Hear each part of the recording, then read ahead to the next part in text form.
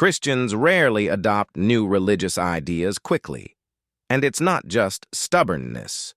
Most people organize their inner life around familiar notions of God, goodness, salvation, and the meaning of life. Those beliefs become part of who they are. That's why abrupt spiritual revolutions almost never work. A person can hear a new idea and be intrigued by it, but inwardly will still cling to what helped them live before. Jesus understood this perfectly. When he spoke of new wine, he did not expect society to change overnight. To the religious world of his day, his ideas sounded too unusual. Yet he wasn't trying to create a complex philosophical system. He gave his disciples something more important, a way to look at a person, to understand their inner life, and to lead them toward change gradually. It's interesting to observe how this plays out today. Recently, I spoke with an educated philosopher and psychologist.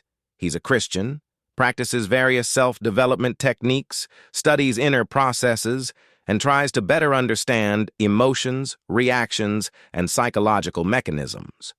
He's open to experiments and searching. Yet in theology, he clings to a simple, long, familiar scheme he is reluctant to revise. At first glance, that's not a problem, but it was clear that his psychological inquiries and his religious convictions seemed to live in different rooms. He understands the complexity of the human personality perfectly well, yet speaks about spiritual life in overly simplified terms. And I think a great many contemporary believers live this way. One part of the person develops, while another seems afraid to move. There is good news, though. A person can change much more slowly than they think and still move forward. Big changes almost always happen gradually.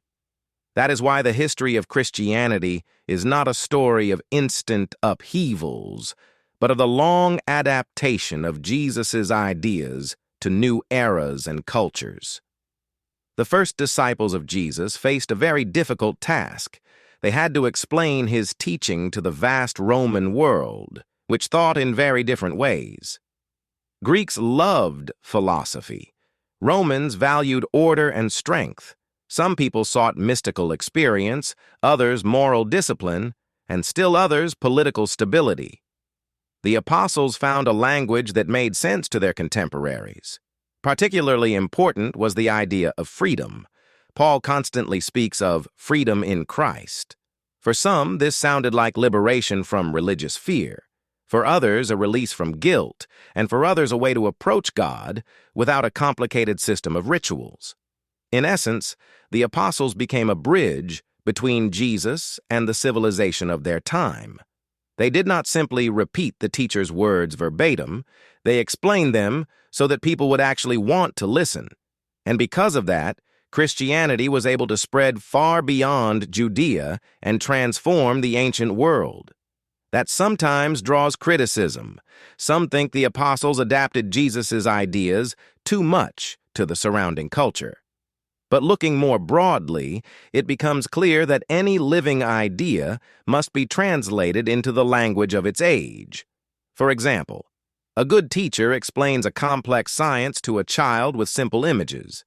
A doctor explains a diagnosis to a patient in plain language. A programmer makes complex technology easy for ordinary users. This isn't necessarily betrayal of the truth. Often, it's the only way to convey it to people. The same thing happened with early Christianity. The apostles spoke to the world in terms the world could understand. That is why their influence was so great. I think this question remains important today. How do we speak about Jesus to the modern person? To people who grew up amid psychology, technology, anxiety, social networks, a crisis of trust, and constant information noise? Probably the task of the modern Christian is not to mechanically repeat old formulas, but to keep seeking a living language to convey the meaning of the gospel. Not by destroying everything old, but by helping people see in Jesus' teaching not a museum relic, but a source of inner life. Yes, balance is required. You can't dissolve Jesus' ideas entirely into the culture of the time. But you also can't speak to people only in the language of the past. Real spiritual influence is born where an eternal idea meets a living person. And perhaps that is precisely the continuation of the apostles' work, not to create a new religion, but to reveal Jesus once again to people, accessible, close, and capable of changing someone from the inside out.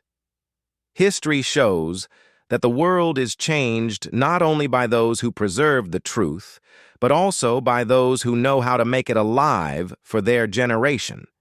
And as long as people keep searching for that language of love, freedom, and inner renewal, the search is not in vain. Perhaps it is through that search that real movement forward begins.